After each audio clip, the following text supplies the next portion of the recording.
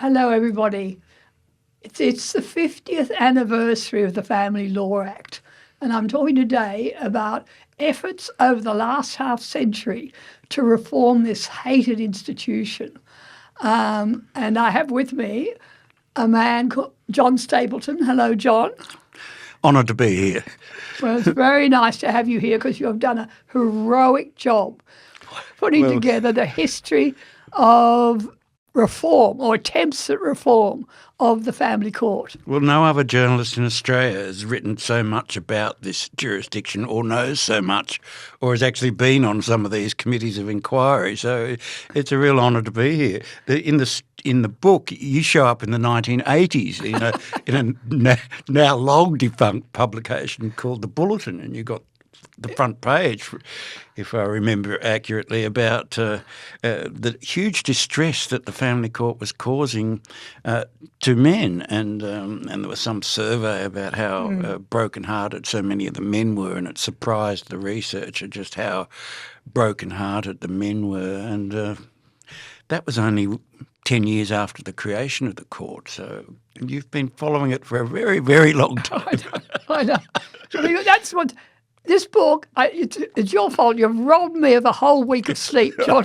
I mean, reading this book, which is nearly 800 pages long, it's and huge. it's an extraordinary achievement, pulling together this vital social history of this, one of our most significant institutions, through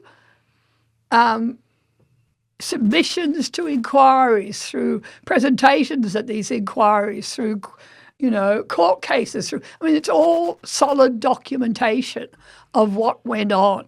And all these people, many of the people I knew, I was there, I was part of a couple of the inquiries. It was my life there.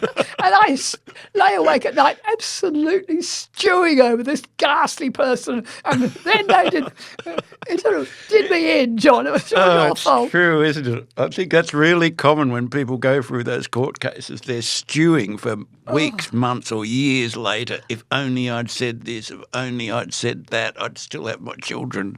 Yeah. But they've got no hope. They just don't realise that. Now, tell me about you. You were a journalist from the Australian when I was there. We had overlap for a period there. And you're one of the founders of a really important community radio program called Dads on the Air. So this has been a big part of your professional life, this whole area, hasn't it? Well, not really. I mean, I've written thousands and thousands of stories about everything, prime ministers and bushfires and floods. And you're a news reporter, yeah. Yeah, so I was just a general news reporter. So it came as a complete shock to me when I walked into this jurisdiction to realise just how utterly dysfunctional it was. I think I say in the book I've never met a more dishonest group of people in all my life, and I've met a lot of people through some scoundrels. I've come across some scoundrels. As bad as the family court. That's exactly right. You just can't believe how bad it is. And the entire legal profession in Australia knows how bad it is. Yeah. The politicians all know because they've got their rooms all cluttered up with people in distress waving, big files trying to work through this impossible system. Yeah. It's just, it was meant to simplify when it got moulded into the federal court, but I hear it's 3 or 4 times as complex. We could go through some of that history, but essentially what also excites me is not just the family court and all of the attempts to reform that, but also the march of the feminists, the Marxist feminists through our institutions is all documented there, and how the role they played in taking over. We're talking about the family court plus the child support agency, the evil sister. The evil sister, exactly right. But unbelievable. They're utterly exposed in your book, what they did and how they did it, and how they took over these institutions to promote a system that was intent on destroying men. And the evil patriarchy. Yeah. No, but and it's so obvious. You've got them on record time and time again, making it clear what the aim is. I mean, it's just utterly amazing. I know. I was a bit stunned myself when I sat down to write the book. I was several weeks into it. I was just rejigging the initial idea was to rejig this ebook that I'd done in 2010. Just basically covering the 10 years that I was involved with Dads on the Air. And there was so much material, I just felt compelled to do it. I was sitting in Asia, I was sitting in Nepal actually at when I did a lot of it at Buddha's birthplace, Lumbini in Nepal. And I was sitting there, in this stifling heat, 44, 45 degrees every day, and wrote this thing because I'd spent 10 years on Dads on the Air. Yeah. When we were just inundated with so many stories, so much. You mention this book to anyone, which I do, I just talking to anybody basically, and they go, "Oh, mate, you should hear my story.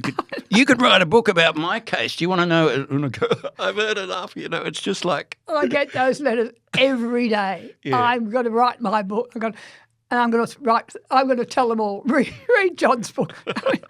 Because it's all there. That's what's intriguing to me. It's not just the judges up and the legislators and the politicians, all are manoeuvring there, but the people, the ordinary, brave, ordinary people who stood up before those various inquiries and told their stories. And they're so eloquent and passionate. And that was what was really moving to me, to have a record of that.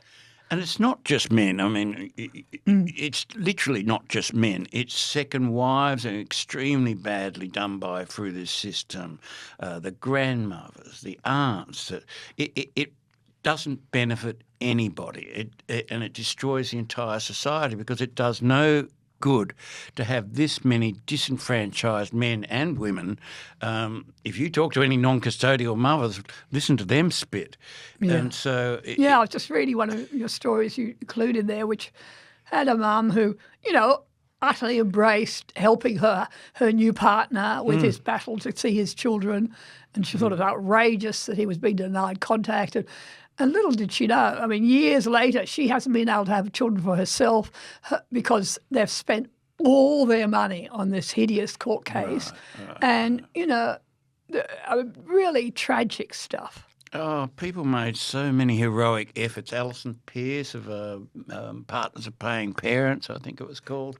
And so many people have... So many names in there. Yes. It was just amazing for me because so many of these people I actually knew. You would know. I'd read or I'd been part of these stories.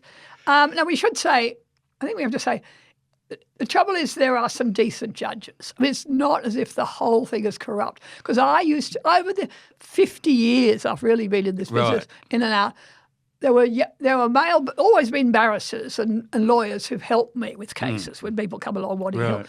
And they were fierce advocates for men, and some of them became judges, amazingly, who are out there doing their best.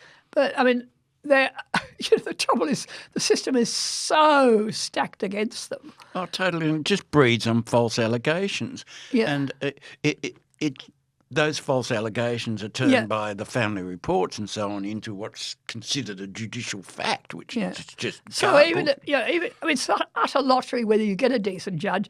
And even if you do, I was reading this case where a magistrate, this is in 2007, a magistrate sent a woman to prison who was refusing to allow her husband the father to see the children. They'd had 22 hearings regarding this matter. And, of course, what happens? So the magistrate sends her to prison for 4 months. Immediately they pull together the full court for an appeal of the family court, and they overturned that, and they got her out of prison, and they restricted the father's access. Yeah, to 6 hours a fortnight or something. God, it does. I mean, it's so ghastly. Those poor kids, who would have been happy as Larry with Dad, one assumes. And it's just a shocking derogation of duty, really.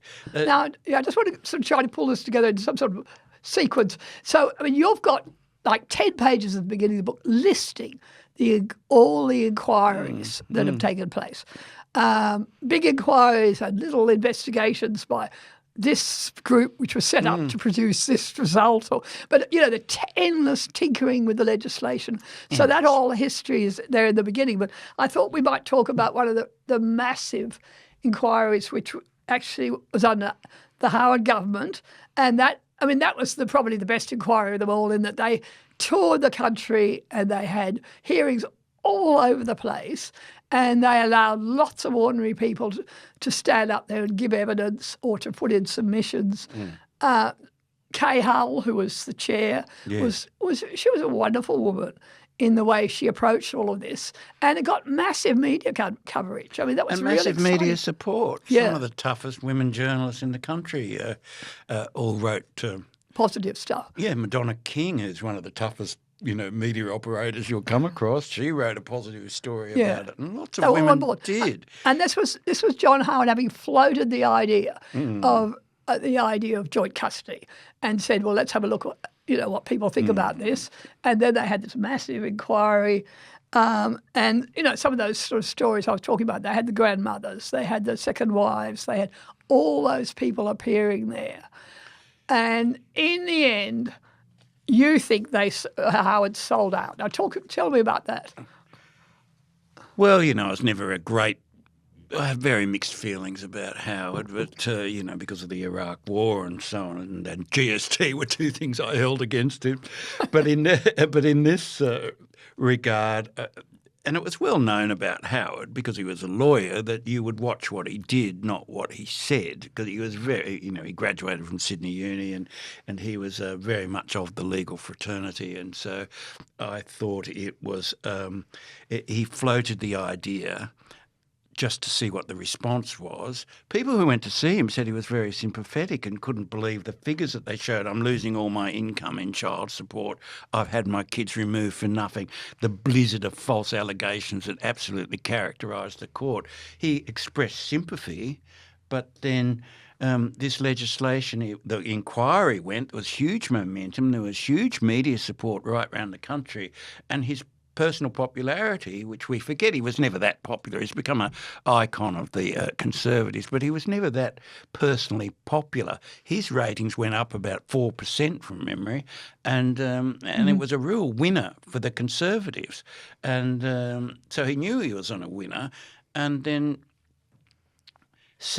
and this legislation, this inquiry went through, there was clear evidence that we should adopt joint custody, which was the original aim of the Family Law Act, and that we should basically move on away from this extremism that has come to characterise the court. It's almost impossible to believe now that it began as a helping, caring court, that the intentions at least on paper, appear to be good. And that's why I say allegedly, a caring court, because it's hard to believe this debacle that has overtaken this jurisdiction. Yes. And you said that it was a foregone conclusion they should have introduced joint custody. Oh, I think so, yes. Yeah. And see, I was on the other side, and that I'd been part of. I ended up quite. I wouldn't say close, but I had meetings with Howard. I had you talk about a man called John Perrin, who is Howard's chief social issues person in the PM&C.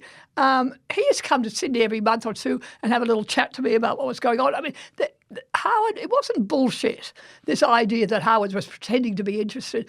He spoke out again and again about fathers, whether we should give IVF to mothers who were proposing to raise children on their own, on all sorts of issues. So what went so terribly wrong? What went wrong is it's the art of the possible. It's what are you going to get through Parliament? What was going to happen in the court if they passed joint custody? You seem to, John, there's some real inconsistencies, because you point out that the court is already saying we're not going to take any notice of the feeble, you would regard as feeble measures they did pass.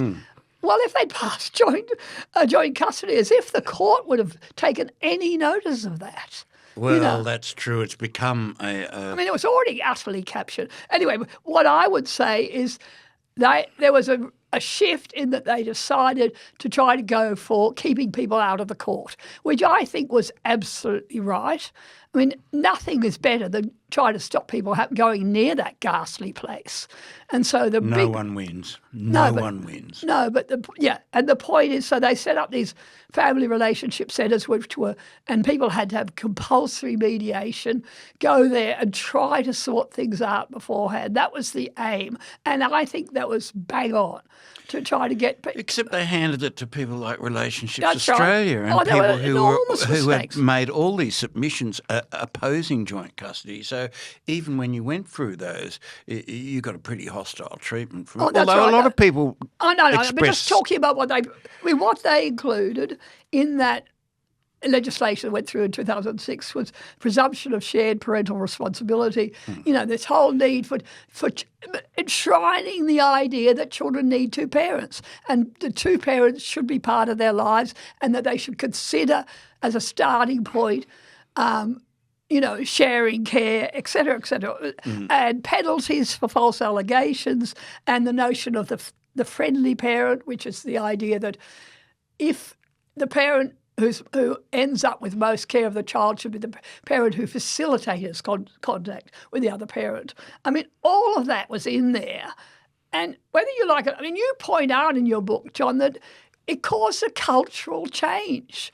And it was well documented that people listened to that whole inquiry and this mood in the country for dads to be involved in children's lives, and it came out not only in what the court ultimately made more decisions that were a bit more favourable to dads. I mean, there was a shift there, despite the best efforts from many judges to resist it. But when people were making decisions for themselves, there was a notable shift towards shared care. True. We were very, very critical of that report that came out of that 2003 inquiry. Every picture tells a story. We thought it was too weak, too easily overturned, that the notion of shared responsibility was too vague and could mean anything in the hands of lawyers. But you're correct, the whole inquiry process itself, even though we were very critical, there was a sort of gap between our extreme criticism of that report and of the proposed laws and finally the changes to the legislation. We were very critical that it didn't go far enough. But it's true, it engendered a huge cultural shift. Yeah. In the pub, nobody had any, to our mind, in the pub, nobody had any idea they'd been double-crossed, and everybody basically supported the notion of you can both take care of the kids after separation. That all this animosity, all these false accusations which characterise separation in Australia, that it was time to just put it in the dustbin of history. It really did. It engendered a huge move. People expected, lots of blokes thought that, the drama's over, I can take care of my kids, I'm not going to be wiped clean by child support. I mean, and that, they had these fantastic things that they set up, which were designed to deal with parents who were at loggerheads over child, looking after the children, where they take them out and do really intensive work to try to get them to come to their senses. I mean, some of that, apparently that's still around. You never hear about it anymore. But I sat in on sessions. They were just inspirational of taking away from the adversarial court situation and getting parents to focus on their kids. It was amazing stuff. And I was terribly excited by all of that. Right. And, of course, then you're absolutely right. It all just was mowed down by the machine. I mean, it was, and that's what you've documented, how all these changes were occurring in the community and in the culture. And the family court, I mean, Chisholm, who was, what was he, deputy? Which one? Richard Chisholm, I think, was. Oh, deputy, yeah. Yeah, he said, nothing's going to change in the court. Which he was exactly right. We were all outraged, No, well, I mean, but in fact, despite him, there were judgments going through. There were more judges going through allowing more contact with the father, but not. And, of course, the trouble was this enormous letdown where dads thought, I'll go into court and I'll get 50-50 care. Yeah. And it wasn't there in the legislation, and the judges were going to resist it at any point. And, of course, as you say, it's not just the judges. It's the counsellors. It's the the all entire the welfare experts, all the system as well. psychiatrists, all the people out there to prove that dad isn't a suitable person to look after children. That whole system didn't change at all. No, it and, didn't. And as you say, the relationship centres, which were supposed to be about taking the people away from the court, were put in the hands of Relationships Australia, which is a notoriously feminist-controlled anti-male Correct. organisation. Yes. You know? So that just destroyed that. How radical is it that J.D. Vance has stood up and said masculinity is not toxic? Well, Hopefully it'll I don't start think to reflect will in penetrate Australia. in Australia. We'll have to wait and see. But you know what is extraordinary? You then document how they had this change, which the feminists didn't like at all. No. The fact that dads were being recognised, and they worked out how to roll it back. So as soon as Labor got power, it was on for young and old. Tell us about some of that. Well, some of my theory about that is that the Liberals were trying to make this a bipartisan attempt, which is why those changes in the 2000s and why they compromised so much. The minute that Labor came in 2010, that there was no attempt at bipartisanship whatsoever. It's strange that Labor, a party that began, on the interests of working class men, has such a powerfully destructive impact on them. I mean, it's working class and middle class people that are most severely damaged by this. They're the ones that, you can't blame people for taking advantage of whatever they can when they're in crisis.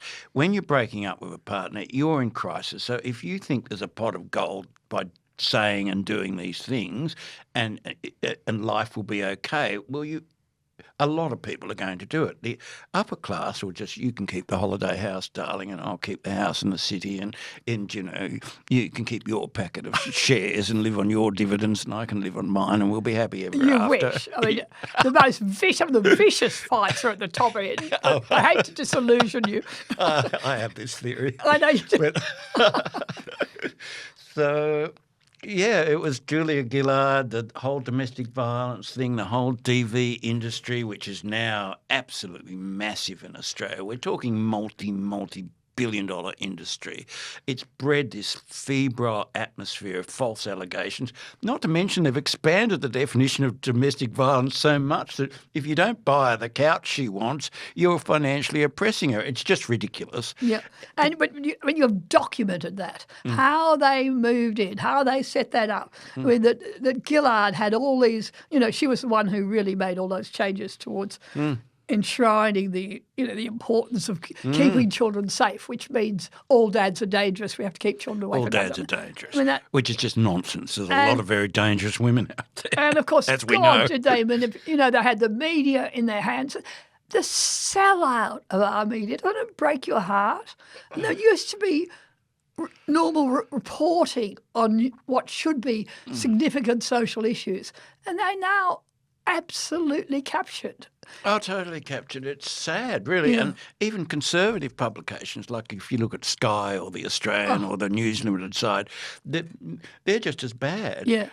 You expect the ABC, which is, the propaganda wing of the bureaucracy, you expect them to be bad, to push this message. But as I say in the book, a father's rights activist is as rare as a climate change skeptic on our national broadcaster. That's $1.2 billion that we're being propagandised with this whole thing that all men are bad, men need to be reconstructed.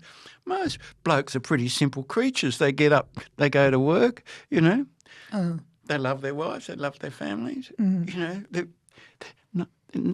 decent, very decent people, and they just get absolutely destroyed. What about the suicide rates in this? Yeah. We have one of the highest suicide rates in the world, and certainly in the Western world, and notably it's gone up dramatically in the last 2 or 3 years.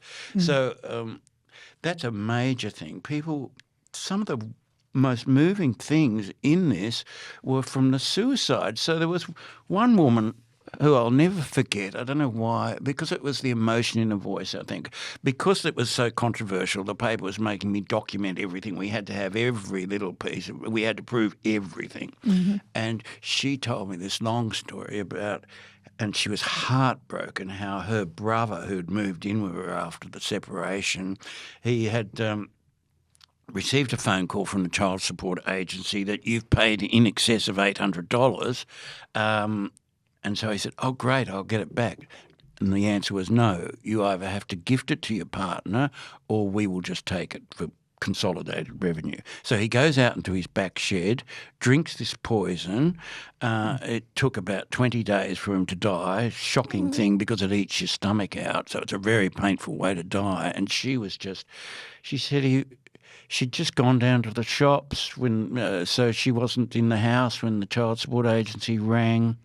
You see how anybody's going to behave if you take away their income, you take away their assets, you take away their children, you take away their social standing. You do that to any woman in this country and they're going to be absolutely bereft as well. We pay taxes to make all these people, literally impacts millions, absolutely bereft, absolutely destroyed.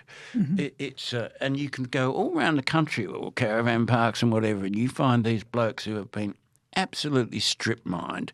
They've lost, and some of them are multimillionaires when all this starts. Yeah. And they lose absolutely everything. It's just... And they're absolutely astonished. I mean, that's... Yes. I mean, people who... I tell a story once. One of these inquiries I was on, one of the public servants, a very senior guy, took me aside at the tea break and said, I used to think all these men in the dads groups were drop kicks. But then, I came home one day and discovered she had decided to lock me out and their marriage was over. I couldn't get into my house. I tried to get into the house. I called the police. I mean, it was the whole disaster. The whole disaster. And he said, I would never have believed it. I mean, I'm sure you've heard that 1,000 times. Yes, well, I couldn't believe it personally, some of the conduct in the court. I had a friend who was involved in a really complicated case, and he asked me, I worked about 10, 12 minutes from the courts, and he said, John, come down and look at this case. I said, I'm working, mate. He said, just come down, you won't believe it. So I go down to the court. There they are in that court, and the point was that his son... the mother had sole custody of the son, and the son, who was 15, had tried to kill himself. And he'd written in an affidavit, I'm very sorry I wasn't there to be able to support my son. So when I get there and this thing starts up, there was a work experience girl sniggering behind them, and the barrister had a go at him about, what do you mean, you wanted to be there. And the judge was completely dissatisfied with the barrister's performance, and he hoes in and says to him, you wanted to be there to watch, didn't you? Didn't you? You wanted to be there to watch. I mean, it was just pathologically sick. I would never have believed that sort of behaviour from a judge who's on hundreds of thousands of dollars a year in an esteemed position would behave like that. The institution itself has become sick. It's, I think, now beyond repair, and really everybody knows it. Every lawyer in the country knows it. I don't think even the lawyers that work in this jurisdiction have any real illusion about it. And no lawyers that I've come across have many illusions about it. It's just a really brutal, really cruel, really tough game, and it basically just asset strips males or non-custodial parents, usually males. And we should talk. Obviously, we could talk the whole of the time we have together about the Child Support Agency. But a couple of things I want to mention about that. Yes. I mean, there was one story you included, which was a man who got 36 letters from the Child Support Agency in one day, and he slits his wrists. And that was, and one of the things that you document is the attempts of numerous advocates, I suppose, to try to get information about this link between suicide and the family court, suicide, the child support agency, and of course they had absolutely, and there's various ways you could put those figures together, but we're not allowed access to them. Well, this is an agency that says helping parents manage their responsibilities. So we set out, we had got a front page story out of this in the Australian. It took months to do. The fathers groups were claiming that 3 men a day suicided as a result of the operations of the family court and child support. So it was a simple thing. Is this true or not? So we set out to do it. So we had an FOI expert, Michael McKinnon, who's at the ABC now, I think. But anyway, he was a FOI expert. So he FOI'd the child support agency, and they just repeatedly said, we don't keep the statistics. Oh, yeah. And they said, you're helping parents manage your responsibility, but you can't count your dead. Yep. Despite all the public accusations that you're closely associated with a high death rate of separated men. So they went on and on and on. There has to be a cessation case. So we eventually... it looked like there was about 12. This is a while back now. It's probably worse. It would be worse, but that about 12 clients of the child support agency were dying daily, and then we had to compare that with the average death rate in that particular age cohort. So it's a significant factor. There's no escaping it. And the bureaucrats and the government ministers who know this but refuse to act on it, I can't see how that's not malfeasance or criminal negligence. And the fact is, there's data from the Child Support Agency showing most men can't afford to pay. The vast majority of people paid, who are clients of the is a client of the Child Support Agency. I don't know whether that's the right word, but I mean they're in really low income guys. Oh yes. And you've got a marital pie, if you like, that when you split it up, neither of those people can afford to live properly. And what they do is give everything they can to her. And then, as you say, the men are ending up in our boarding houses and living in caravans. And I mean, all over the country are these guys. But I wanted to mention some of the heroes in your story. Oh, good. Richard Cruikshank is a great guy. I mean, he was an investor. Tell me about what he did. Well, there was a lot of discussion about the Child Support Agency. This is in the early 2000s. And Richard, who was quite a wealthy man, and he ran a property research company in Melbourne, and he set out to do it. He wrote really well about the obstructions that he got just to get the data. Yeah. And so he was looking at just the cost of collecting the money, basically. I mean, this basic question. They argue that this is about saving the taxpayer money. Oh, it hasn't saved them a cent. But that was the basis of it, on which it was set up. That this would, we claw back money from the men who should be supporting their children. That was the essential premise, that justified the whole thing. So what did Richard say? Well, I think it was 2.1 times higher. For every dollar they collected, it cost the government about $2. I think it was. 2.8, sorry. Yeah. And I've seen I don't think anyone's done this research recently to know what it is now, but I've seen estimates of up to 5 to 1 now. Yeah. That situation that it's costing 2.8. And it's so punitive. Anyway, and it operates on the same principle as the family court, which is that whatever the bloke says is the mutterings of the oppressive patriarchy to be ignored, and that everything the woman says is true. Yeah. And of course, that's simply not the case. But she could go in and absolutely lie about what she's earning. Oh, totally. So they're partners for fraud. How much he's seeing the kids, lie about everything. It never gets questioned. I mean, it's just amazing. Yeah. So they're party to that level of fraud, and it is serious fraud. We still have in Australia the same percentages as the Bolsheviks had in their child support schemes 100 years ago, which were introduced as a way to prop up the Bolshevik-style communism, basically, the death of the nuclear family. It had to be a way to support the kids. A lot of parallels there. I mean, they would be watching this with great glee, wouldn't they, what's happened to Australia in terms of the destruction of the family. And Totally. But you know what interests me also, when you're going through the history, you talk about when they were, when we were talking about all the excitement around joint parenting and the new feeling in the community that we would embrace fatherhood, etc. Yes. And they then were starting to roll out some of the inquiries which were designed to destroy that new mood. But sat on it, and Labor sat on it because they knew there was 1 million votes in it. Yes, And- Kevin Rudd's on record as saying he's not going to do anything because there's 1 million votes in it, which Yeah. there was. Yeah. And even though we regarded the legislation as pretty poor and too easily overturned, the public were right on side. So we've got, what we had was Gillard came in, the Yes. first Labor government after Howard, and I mean she was just amazing. One of the things she did was commission research from this ghastly woman called Jennifer McIntosh, Oh, yes, who is a child psychologist. she's made millions out of the court, Yeah, with these absolutely. endless Child funding. psychologist, Yeah. and she was on record anti-joint custody, really terrible for children, Yes. blah blah blah blah. And of course they appoint her to do research on fathers having overnight care of children under babies and toddlers, little Yes, kids under 4. basically, yeah. And of course she turned around, she cherry-picked her results and released all this data showing, that it's damaging for children to be removed from their mothers overnight under 4.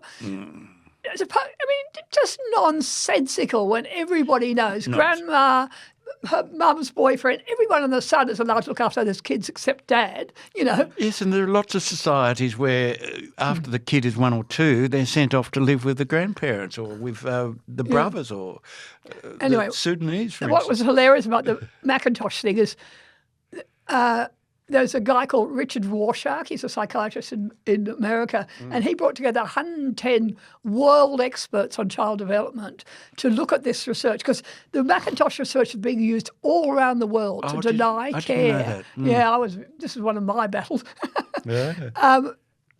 Macintosh research is used all around the world to deny Right. dads overnight contact of little children. And she was out there, appearing at this conference and that Yes, conference. yes. And what happened was Rorschach brought together all these experts and they looked at her data and showed how flawed it was and that Right. she cherry-picked her results and that the research was. And they looked at the international research showing it really beneficial to have Dad involved from the very beginning and blah, blah, blah. Totally. And that the was all. tender years doctrine, is that what it was called?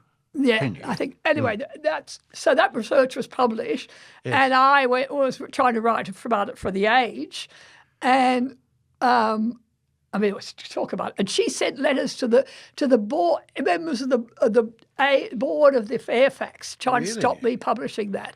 She went all out, and.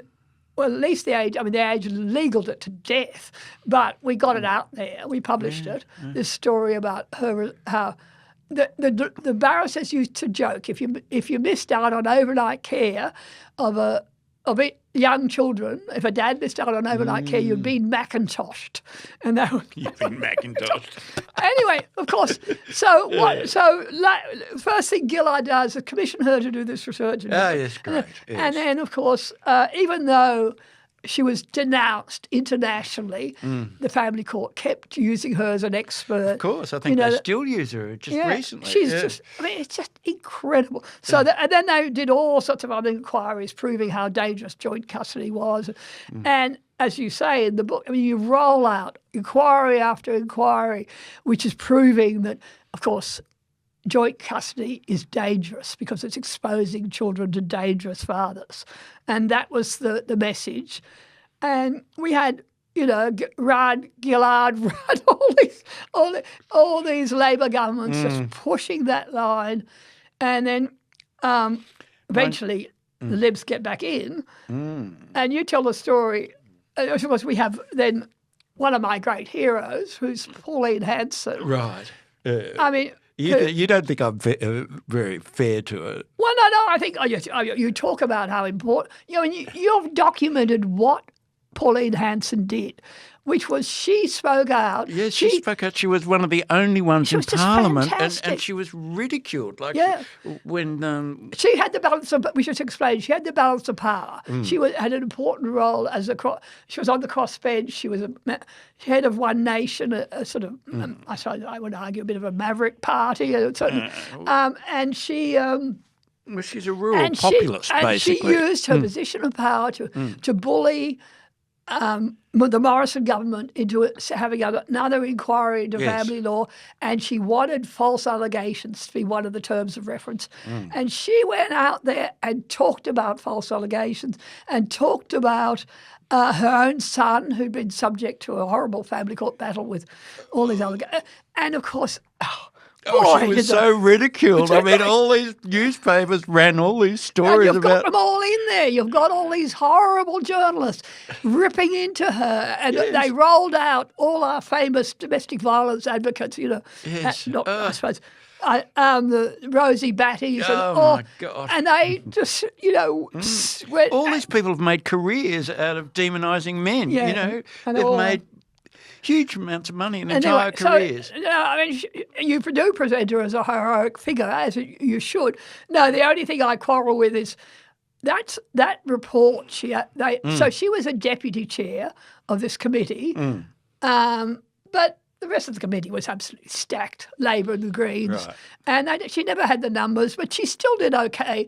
They got in stuff about false allegations. They got in, the proposed sort of pilot programs for alternative mechanisms to look at children's matters, all sorts of stuff that, had it been implemented, might have made some sort of difference. But, I mean, she's always said she was up against it. So she was totally up But of course, against it. that report was buried, of course. Yes, I think it took 2 years to release. Yeah, they didn't even release it, let alone do anything about it. Oh, yes.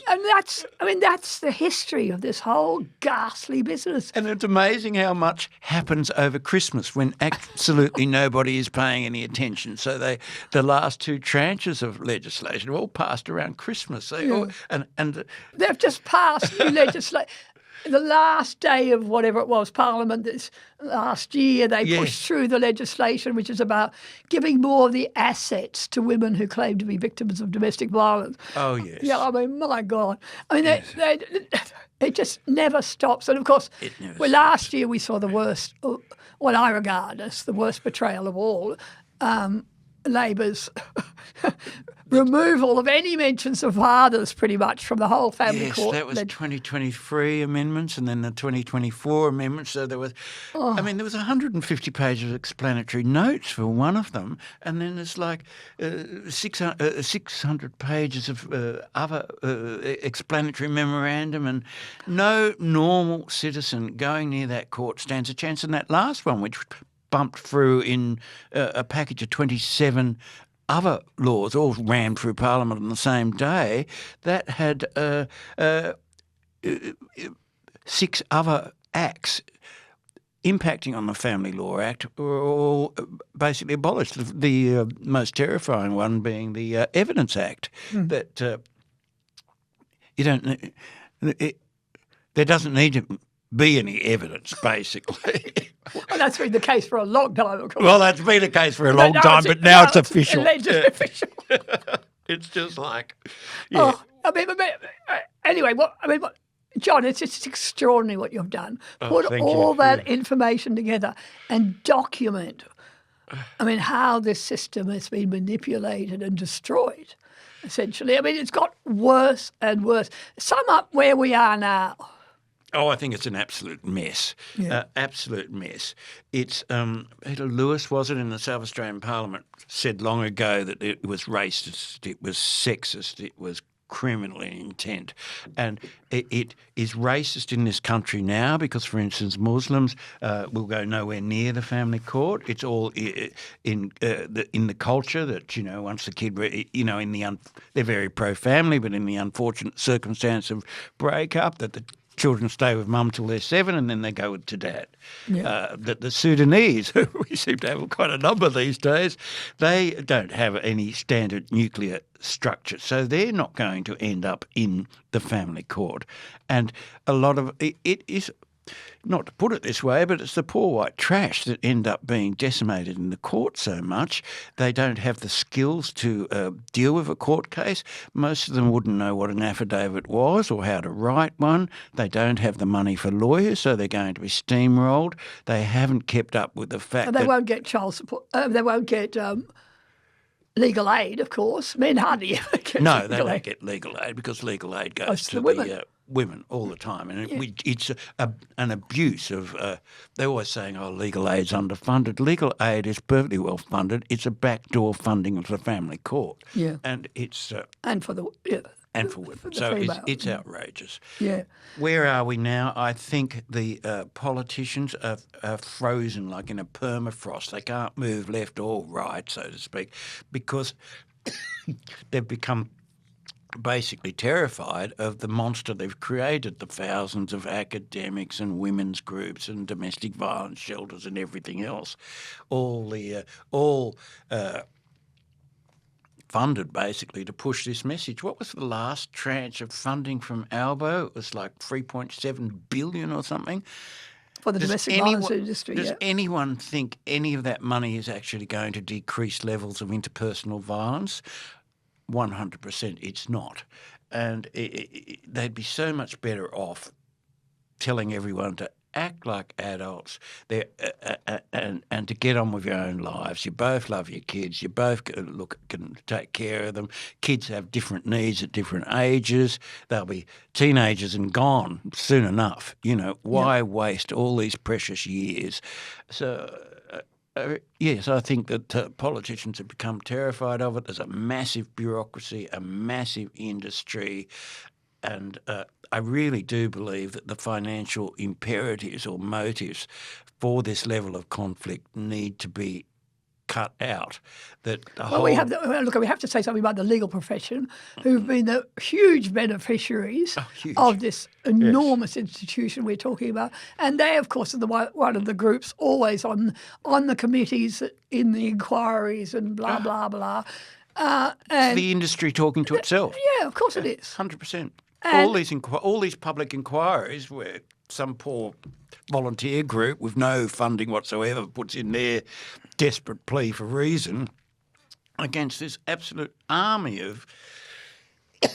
Well, yeah, and having been on those committees, of course, it's the difference between the men's groups with, a few blokes, passionate, poor, and these women's groups who are massively professional and organised.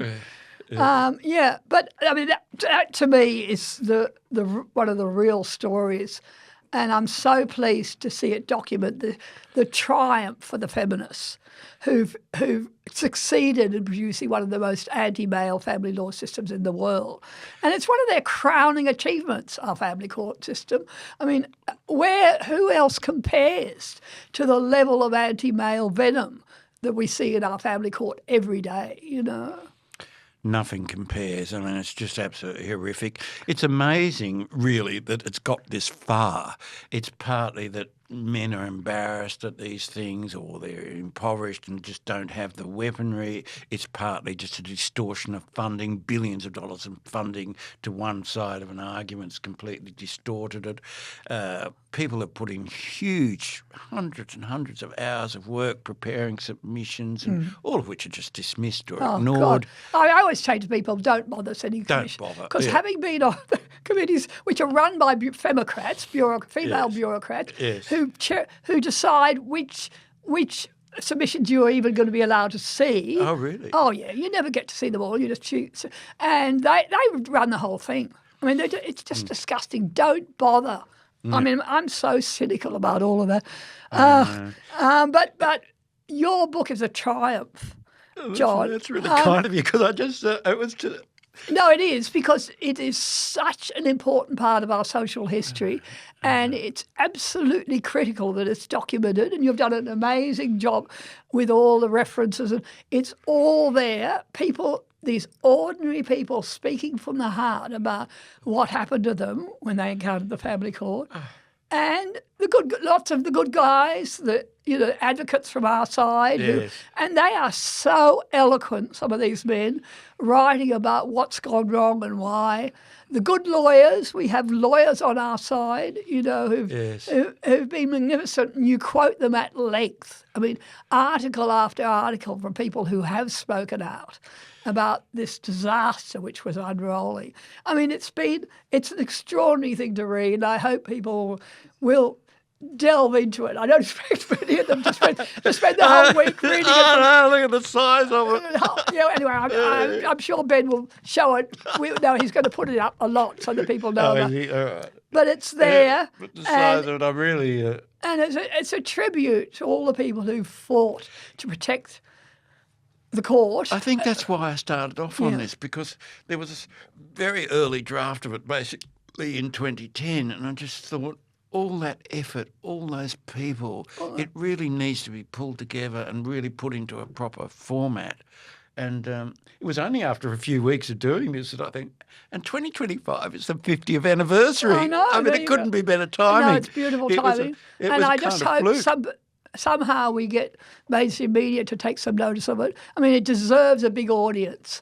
And I mean, it's incredibly depressing, but also inspiring in a way of the people who have fought the good fight against this horrible system. Did, and they really did fight the good fight, and were very passionate about it. And a lot of people, I know when we were on Dad's on the Air, we were quite effective for a while. We got all sorts of all sorts of people on there. Some of the most significant figures in the whole fatherhood movement taken into custody. And judges and lawyers. I mean, yes, we really and then. They wouldn't come near anything like that. Anyway, we better call this a day, John. Thank you so much for joining me, and I hope you get a lot of readers digging into this really important book. Look, thanks very much for the invitation, Bettina. I really appreciate it. Yeah, thank you. Okay. You've been a hero to a lot of people. Thank you.